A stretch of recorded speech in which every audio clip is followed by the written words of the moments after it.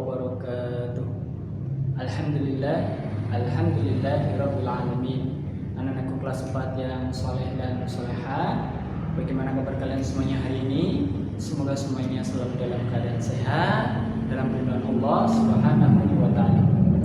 Pada kesempatan kali ini berjumpa kembali dengan saya Ustaz Anto. Kita akan belajar melanjutkan pembelajaran yang terdahulu, yaitu Al-Islam, tentang kisah Nabi dan Rasul.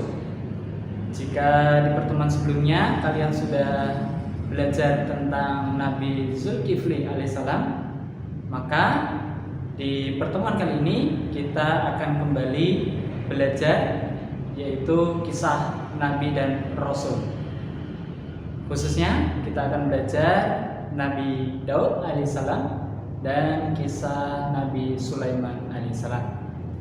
Untuk anak-anak semuanya, silahkan disiapkan alat tulisnya, kemudian disiapkan bahan belajar darinya, karena pembelajaran Al-Islam akan segera kita mulai. Sebelum pembelajaran dimulai, Ustadz ingin menyampaikan tujuan daripada pembelajaran kali ini. Setelah pembelajaran ini, diharapkan anak-anak semuanya nanti dapat meneladani perilaku Nabi Daud alaihissalam dan Nabi Sulaiman alaihissalam. Baik, marilah pembelajaran Al-Islam pada kesempatan kali ini kita awali dengan bacaan basmalah bersama-sama. Bismillahirrahmanirrahim. Semoga dengan membaca basmalah tadi Allah Subhanahu wa Ta'ala memberikan kepada kita semuanya kefahaman dan ilmu yang bermanfaat. Untuk anak-anak semuanya, sebelum Ustadz Anto menyampaikan materi pada pembelajaran kali ini, Ustadz ingin menyampaikan keyword. Kata kunci dalam pembelajaran kali ini adalah keteladanan Nabi Daud alaihissalam dan Nabi Sulaiman alaihissalam. Baik, yang pertama kita akan belajar tentang kisah Nabi Daud alaihissalam.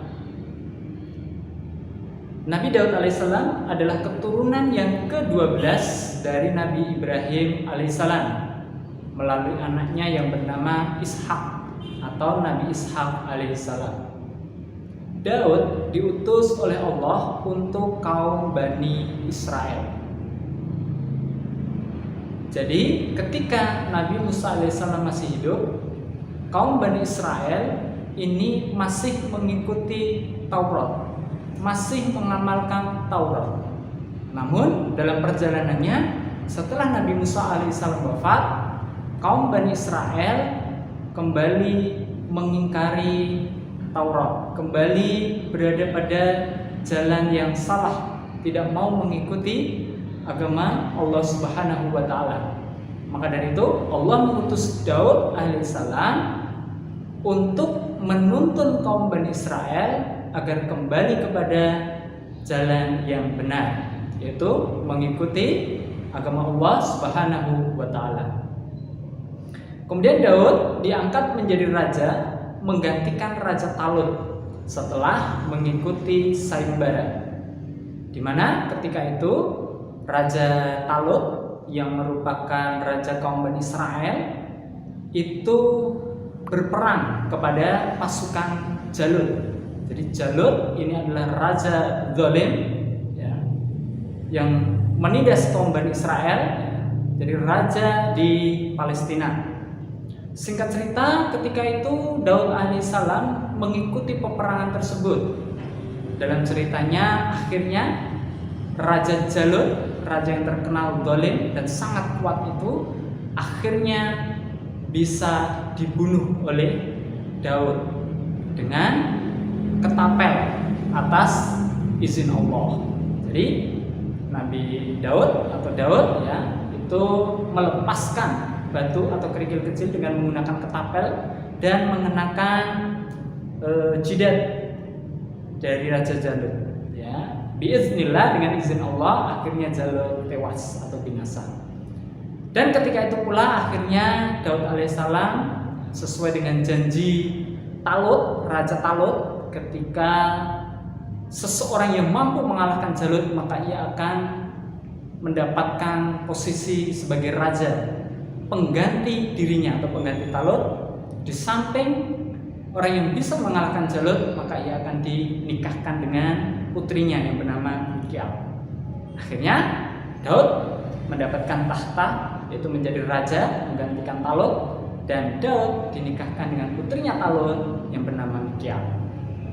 Kemudian pada usia 40 tahun Daud menerima risalah kenabian, sehingga kita kenal dengan Nabi Daud alaihissalam, dan diwahyukan kepadanya kitab suci Zabur, atau nama lainnya adalah Mazmur. Kemudian Daud alaihissalam, Nabi Daud alaihissalam juga diberi mukjizat oleh Allah Subhanahu wa taala dengan suara yang merdu, mampu menundukkan gunung dan melunakkan besi. Kita tahu bahwa isi dari Zabur itu adalah pujian atau puji-pujian. Jadi ketika Nabi Daud menggemakan kitab suci Zabur, membacakan kitab suci Zabur, maka suara Daud itu sangat merdu sekali hingga membuat gunung-gunung, kemudian binatang, hewan, tumbuh-tumbuhan dan sebagainya itu ikut memahasucikan Allah Subhanahu wa taala. Di samping itu, Daud juga mampu melunakkan besi dengan tangannya.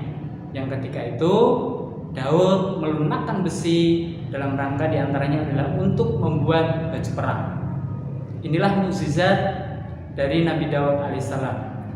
Dan selama Nabi Daud menjadi raja pun menggantikan Talut, maka Daud pun memerintah dengan arif dan bijaksana, dan ini perlu untuk kita teladani.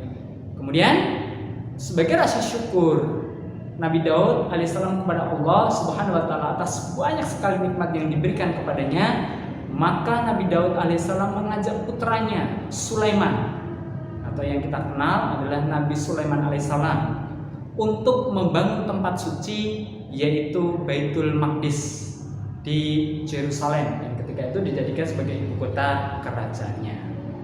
Baik, demikian cerita singkat tentang Daud alaihissalam.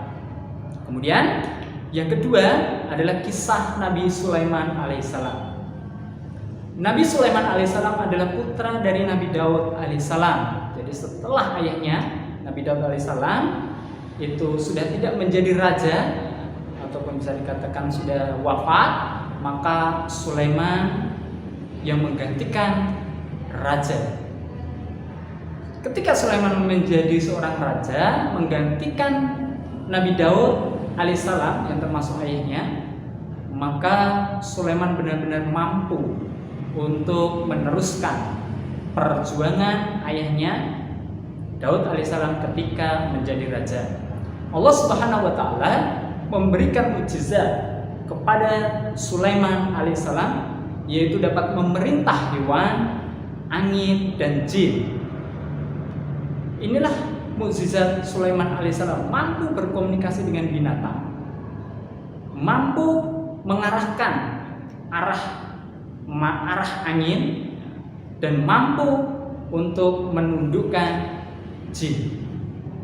Ini tentunya biidznillah, atas izin Allah Subhanahu wa taala. Ketika menjadi raja, Sulaiman mampu menaklukkan kerajaan Saba. Dalam ceritanya, di mana kerajaan Saba ini dipimpin oleh seorang ratu yang bernama Ratu Bilqis yang menyembah matahari. Kerajaannya sangat makmur, sejahtera. Dalam singkat cerita, Sulaiman mampu menaklukkan kerajaan Saba yang dipimpin oleh Ratu Bilqis, sehingga dua kerajaan ini bersatu, kemudian menjadi suatu kerajaan yang luar biasa sekali, dipimpin oleh Raja Sulaiman dan juga istrinya Ratu Bilqis. Kemudian selama menjadi raja pun Sulaiman memerintah dengan arif dan bijaksana. Kemudian Nabi Sulaiman alaihissalam ketika menjadi raja, dikatakan dalam sejarahnya merupakan raja yang sangat kaya, karena dalam singkat cerita bagaimana lantai kerajaan dari Raja Sulaiman itu terbuat dari kaca, luar biasa sekali, subhanallah. Namun meskipun Sulaiman menjadi seorang raja, mendapatkan posisi atau kedudukan yang tinggi dan memiliki kekayaan yang banyak, dan berkuasa ketika itu, namun Nabi Sulaiman alaihissalam tetap rendah hati, tetap patuh dan tunduk kepada perintah Allah Subhanahu wa taala. Dan ini patut kita teladani. Untuk anak-anak semuanya, demikian cerita singkat tentang kisah Nabi Daud alaihissalam dan Nabi Sulaiman alaihissalam.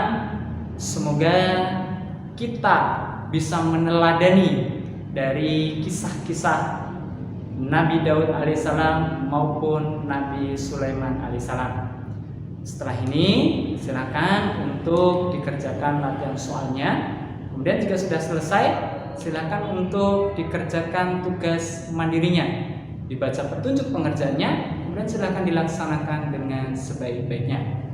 Demikian penjelasan dari Ustaz Anto. Jika anak-anakku semuanya ada yang kurang jelas, kurang paham terkait dengan materi yang Ustaz sampaikan, silakan bisa ditanyakan kepada Ustaz Anto. Sebelum Ustaz akhiri dengan salam, marilah pembelajaran Al-Islam pada kesempatan kali ini kita akhiri dengan bacaan hamdalah bersama-sama. Alhamdulillahirabbil alamin. Sekian, assalamualaikum warahmatullahi wabarakatuh.